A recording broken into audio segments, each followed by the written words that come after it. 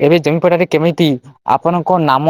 ଏହି ନିଜ ଜମିପଟାରେ ଆପଣଙ୍କ ଯଦି ବାପା ମାଙ୍କ ନାମରେ ବା ଅନ୍ୟ କୌଣସି ଯେଉଁ ଅଜା ଆଈଙ୍କ ନାମରେ ଯଦି ଅଛି ଆପଣଙ୍କ ଜମିପଟା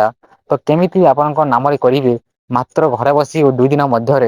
କେମିତି କରିବେ ଆସନ୍ତୁ ନିଜ ମୋବାଇଲରେ ତାହା ଆମେ ଏ ଭିଡିଓରେ ଜାଣିବା ତ ଯେଉଁମାନେ ଯେଉଁ ଚାଷୀ ଭାଇମାନେ କରିନାହାନ୍ତି ଏ ପର୍ଯ୍ୟନ୍ତ ତ ତାଙ୍କର ଟୋକନ ମଧ୍ୟ ଆସିବାରେ ସମ୍ଭାବନା ବହୁତ କମ୍ ତଥାପି ଟୋକନ ମଧ୍ୟ ଆସିପାରି ନାହିଁ ଆସିବ ନାହିଁ ତ ଯୋଉମାନଙ୍କର ଏପର୍ଯ୍ୟନ୍ତ ଯୋଉମାନେ କମ୍ପ୍ଲିଟ କରିନାହାନ୍ତି କିମ୍ବା ଯାହାର ଜମି ନିଜ ନାମରେ ନାହିଁ ତ ସେମାନଙ୍କ ବହୁତ ବଡ ଅସୁବିଧାରେ ପରିପାରନ୍ତି ତ ସେଥିପାଇଁ କେମିତି ଆପଣ ମାନେ ଘରେ ବସି ନିଜ ମୋବାଇଲରେ ଏହି ଜମିପଟା ବା ଏଇ ଜମିରେ ଆପଣଙ୍କ ନାମ କେମିତି ଆଣିବେ ତ କେମିତି ଏହି ଅନଲାଇନରେ ସେ ସବୁ କିଛି କରିପାରିବେ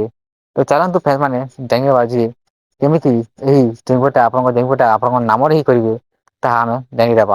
ତ ସେଥିପାଇଁ କହି ରଖିବୁ ଯୋଉମାନେ ଚ୍ୟାନେଲକୁ ସବସ୍କ୍ରାଇବ କରନ୍ତୁ ଭିଡିଓକୁ ମଧ୍ୟ ସେୟାର କରନ୍ତୁ ସବୁ ଚାଷୀ ଭାଇ ମାନେ ଜାଣିପାରିବେ ଏହି ନୂଆ ଅପଡେଟ ବିଷୟରେ ତ ସବୁ ଚାଷୀ ମାନଙ୍କୁ କୁହାଯାଉଛି ଯେ ଯୋଉ ଚାଷୀ ଭାଇ ମାନେ ଏ ପର୍ଯ୍ୟନ୍ତ ମଧ୍ୟ ରେଜିଷ୍ଟର କରିନାହାନ୍ତି ନିଜ ନାମରେ ଜମି ଥିଲେ ମଧ୍ୟ କରିନାହାନ୍ତି ଯୋଉମାନେ ତ କରିଦିଅନ୍ତୁ କଣ ହେଲେ ପଛେ ବହୁତ ଆପଣ ମାନେ ପସ୍ତାଇବେ ଆପଣଙ୍କ ଟୋକନ ଆସିବ ନାହିଁ ବହୁତ କ୍ଷତିରେ ମଧ୍ୟ ଯାଇପାରନ୍ତି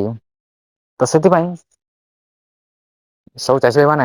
ଏ ଭିଡିଓଟିକୁ ଯୋଉମାନଙ୍କର ନାମ ନାହିଁ ଯୋଉମାନଙ୍କର ନାମ ଅଛି ମଧ୍ୟ ସେମାନେ ମଧ୍ୟ ଏଇ ଭିଡିଓଟିକୁ ଶେଷ ପର୍ଯ୍ୟନ୍ତ ଦେଖନ୍ତୁ ତ ପ୍ରଥମେ ଦେଖନ୍ତୁ ଯଦି ଆପଣ ଗୋଟେ ଚାଷୀ ଅଟନ୍ତି ତାହେଲେ ଆପଣ କେମିତି ଆପଣଙ୍କ ନାମ ଏଇ ଜମି ପଟାକୁ ଆଣିବେ ତ ପ୍ରଥମେ ଆପଣ ଏଇ ୱେବସାଇଟକୁ ଆସିପାରିବେ ଓଡିଶା ଲ୍ୟାଣ୍ଡ ରେଜିଷ୍ଟ୍ରେସନ ଯୋଉଟା ଅଛି ତ ଏହି ଅଫିସିଆଲ ୱେବସାଇଟକୁ ଆସିବେ ତାପରେ ବୋଲି ଗୋଟେ ଅପସନଟେ ଥିବ ତ ଏହି ଅପସନକୁ କ୍ଲିକ କରି ଆପଣଙ୍କର ଗୋଟେ ଆଧାର କାର୍ଡ ଲାଗିବ କିମ୍ବା ଭୋଟର କାର୍ଡ ଯୋଉଟା ଗୋଟେ ଆଇଡି ଡକ୍ୟୁମେଣ୍ଟ ଲାଗିବ ଓ